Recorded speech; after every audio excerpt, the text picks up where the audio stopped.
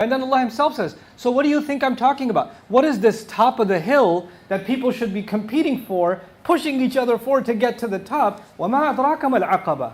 What would give you any idea what that aqaba is? What would that top hill be? Is it tahajjud every night? Is it fasting every day? Is it what worship is this? And he starts فَكُّ رَقَبَةٍ. Infikak. The word is used when you grab something from someone that is not letting go. Al-akhdul asir, they say. You grab some, like if I'm holding on, like you're holding your phone, right? And somebody tries to nab your phone off your hands, and you've got a tight grip, and they're pulling it off of you. This act of pulling something out of somebody else's hand. This is actually called infikak, and or the verb fakka. And from it, the word raqaba after, what it means is the back of the neck. This was language used. Raqaba was used for slaves or prisoners of war, because they used to put chains on the back of their neck, and they used to use the chain to pull on them, right? Prisoners of war. And then it started getting used for people that are buried under debt, because their necks are hanging down. And when you pay somebody's debt off, you've released their neck, so they can, in a sense, hold their head up high again. They can do that. And this became an expression, by and large, for anybody stuck in a difficult situation. What Allah is saying here is the first sign of climbing up the hill is people should have been looking for other people around them that are stuck in a really bad situation. Their neck is hanging low. They're enslaved. And ancient slavery used to be something else. Modern slavery comes with mortgages and credit cards and medical bills and insurance and absorbent tickets. Like you forgot to pay 25 cents in the meter and you got a $250 ticket. That's and the guy barely makes minimum wage, and there's already qat'u tariq on the tunnels and the tolls, right? They're already robbing you without you knowing it. And all of that is actually burying people into debt, burying them in difficulty. They're barely getting by. And to help someone, release someone from the choke around their neck, that's the first sign. People should have been competing, who can I help?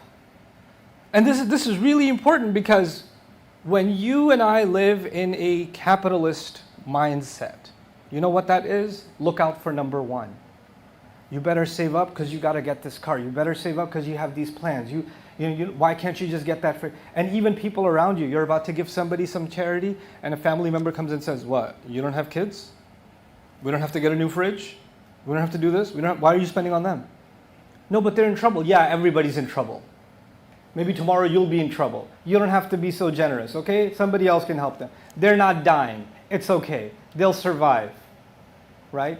So, people will come, or maybe you'll tell yourself, it's okay, I don't have to help someone in difficulty because it's all right, they'll survive, it's okay.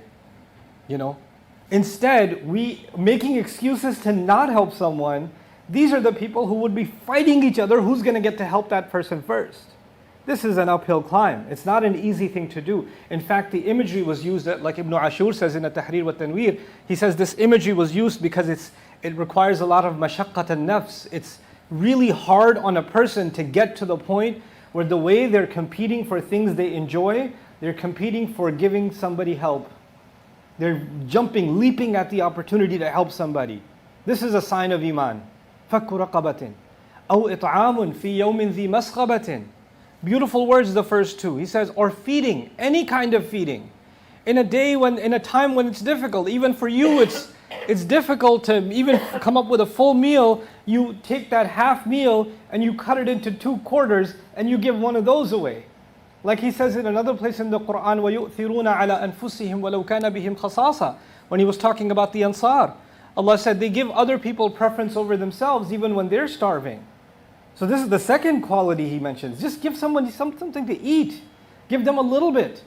You're not going to make them rich, but if you can just share a little bit of help with somebody else. And notice he didn't even mention who. It's an open-ended thing. إطعام لمن? إطعام لمسكين, إطعام لذي القربى. He didn't mention. Why? Because there's an openness. You never know who's going to need help. People that could have been doing okay yesterday, and then COVID happened, somebody got sick, they lost their job, now they can't pay the rent. They don't look like beggars, they look like they did yesterday. They look totally normal. But if you can tell from the look on their faces, something is going on, something's wrong. You know, تعرفهم بسيماهم لا يسألون الناس إلحافا. You recognize those people by the look on their faces. They don't go around begging people. They're not standing outside holding a sign. Any money could help. They're not going to do that. They have dignity. So we have to recognize them. أو تعاون في يوم ذي مسغبة. And then he adds, who are these people that you should be giving? The first one he mentioned is يتيما ذا مقربة, the orphan that is in close family relations. You know, you would think Allah would mention the hardest thing first.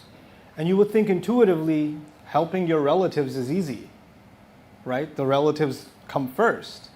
So you would think of your relatives first. But the reality of it is, it's actually a lot easier to give to a beggar on the street, someone you don't know.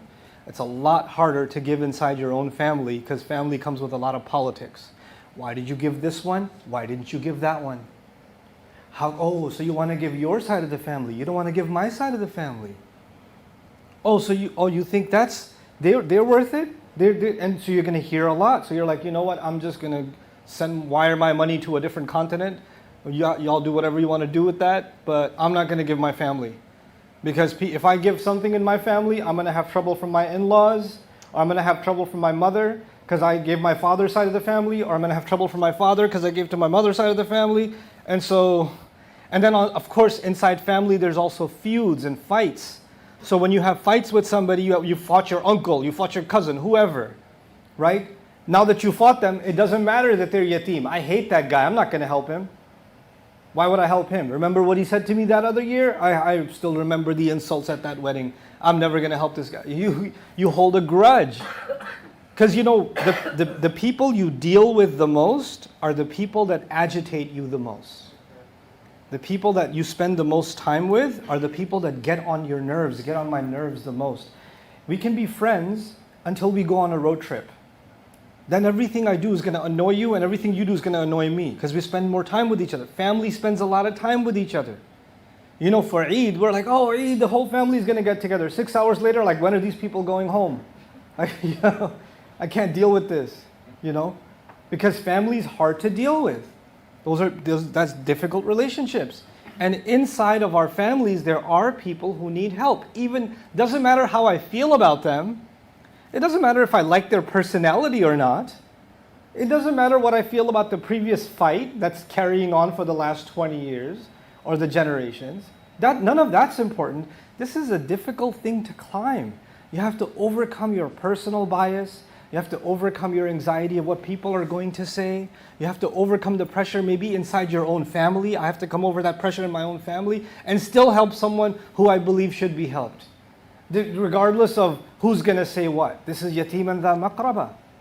And then, so yatiman dha maqraba or miskinan dha matraba. Or even a miskin. And miskin is an interesting word. Arab linguists say that the word miskin actually is a combination. It comes from masaka and sakana together. So it's maskana. It's actually thulathi and thulathi together become ruba'i.